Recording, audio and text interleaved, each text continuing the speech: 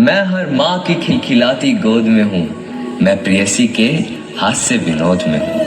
हाँ मैं कृष्ण हूँ, मैं कृष्ण हूँ, मैं कृष्ण हूँ। मैं नारी के सत्कार में हूँ, संस्कृतियों के प्यार में हूँ। मैं परिवार का विश्वास हूँ तो समाज का विकास भी हूँ। मैं शांति के हर श्वास में हूँ, मैं बांसुरी की मधुर तान भी हूँ तो सुदर्शन चक्र की धार भी हूँ। मैं करुणा के हुंकार में हूँ, संस्कृति के हर प्रकार में हूँ। मैं अंत हूँ, प्रारंभ भी हूँ, नए युग का आरंभ भी हूँ। हाँ मैं कृष्ण हूँ, मैं कृष्ण हूँ, मैं कृष्ण हूँ।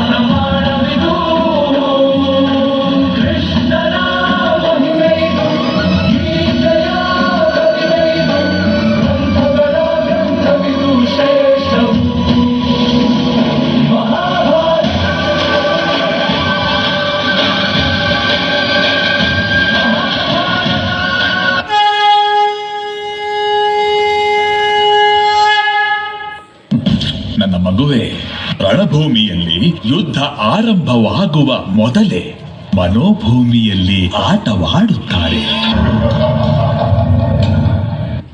ಸಮಯ ಯಾವಾಗಲೂ ನಮ್ಮನ್ನು ಅವಕಾಶಗಳೆಡೆಗೆ ಕರೆದೊಯ್ಯುತ್ತದೆ. ಯಾರು ಅವಕಾಶಗಳ ಸರಿಯಾದ ಉಪಯೋಗ ಮಾಡಿಕೊಳ್ಳುವರೋ ಗೆಲುವು ಅವರಿಗೇ ಲಭಿಸುತ್ತದೆ. ನಾನು ನನ್ನ ಎಲ್ಲ ಸಂಪತ್ತನ್ನು ಪಣಕ್ಕಿಡುತ್ತಿರುವೆ. ನಾನು ನನ್ನ ವೈಯಕ್ತಿಕ ಸಂಪತ್ತಿನಿಂದ ಅಷ್ಟೇ ಮೌಲ್ಯದ ವಸ್ತುಗಳನ್ನು ಪಣಕ್ಕಿಡುತ್ತಿರುವೆ.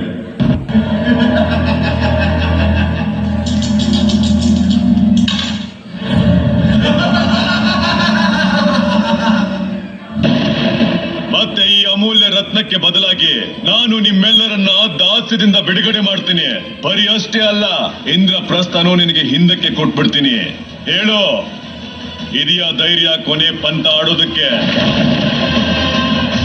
ಇಡ್ತೀಯ ಪಣಕ್ಕೆ ಆ ದ್ರೌಪದಿಯನ್ನ?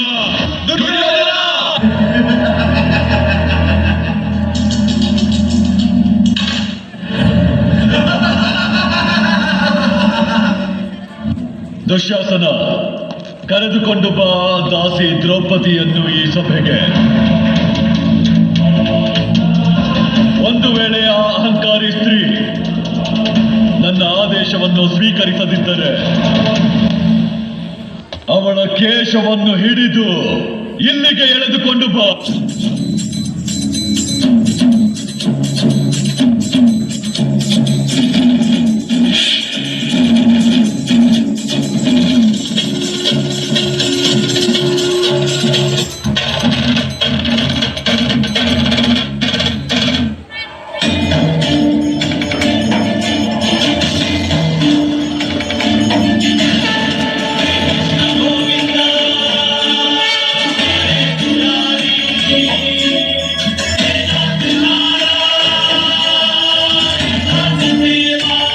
ಎಲ್ಲಿಯವರೆಗೂ ದುಶ್ಯಾಸನನ ಎದೆಯ ರಕ್ತದಿಂದ ನಾನು ನನ್ನ ಕೇಶವನ್ನು ತೊಳೆಯುವುದಿಲ್ಲವೋ ಅಲ್ಲಿಯವರೆಗೂ ನಾನು ಕೇಶವನ್ನು ಕಟ್ಟಿಕೊಳ್ಳುವುದಿಲ್ಲ.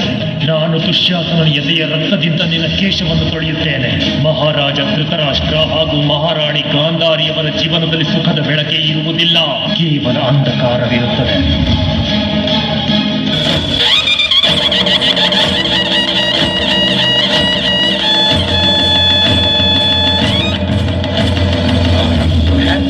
बोले मस्तकों के झुंड आज जंग की घड़ी की धुन हार दो मान मान शान या की जान का हो दान आज एक धनुष के बाण पे उतार दो मन करे सो प्राण दे जो मन करे सो प्राण ले वही तो एक सर्वशक्तिमान है औरों की भीड़ हो या पांडवों का नीड़ हो जो लड़ सका है वो ही तो महान है जीत की हवस नहीं किसी पे कोई वश नहीं क्या जिंदगी है ठोकरों पे मार दो मौतवंत है नहीं तो मौत से भी क्यों डरे ये जाके आसमान में दहाड़ दो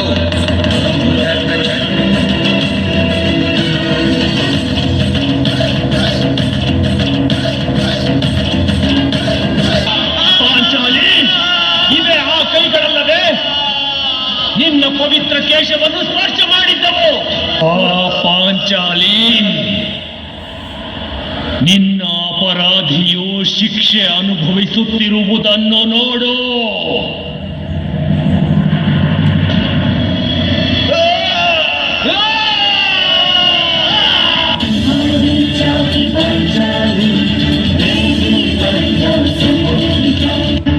ಯಾವಾಗ ಒಬ್ಬ ಸ್ತ್ರೀಯ ಅಪಮಾನವಾಗುವುದು ಯಾವಾಗ ಒಬ್ಬ ಸ್ತ್ರೀಯ ಶೋಷಣೆಯಾಗುವುದು ಯಾವಾಗ ಒಬ್ಬ ನಾರಿಯ ಕೇಶವನ್ನು ಎಳೆಯಲಾಗುವುದೋ ಆಗೆಲ್ಲ ಒಂದಲ್ಲ ಒಂದು ರೂಪದಲ್ಲಿ ಯುದ್ಧ ಜನ್ಮ ತಾಳುವುದು ಒಂದಲ್ಲ ಒಂದು ರೂಪದಲ್ಲಿ ಮಹಾಭಾರತದ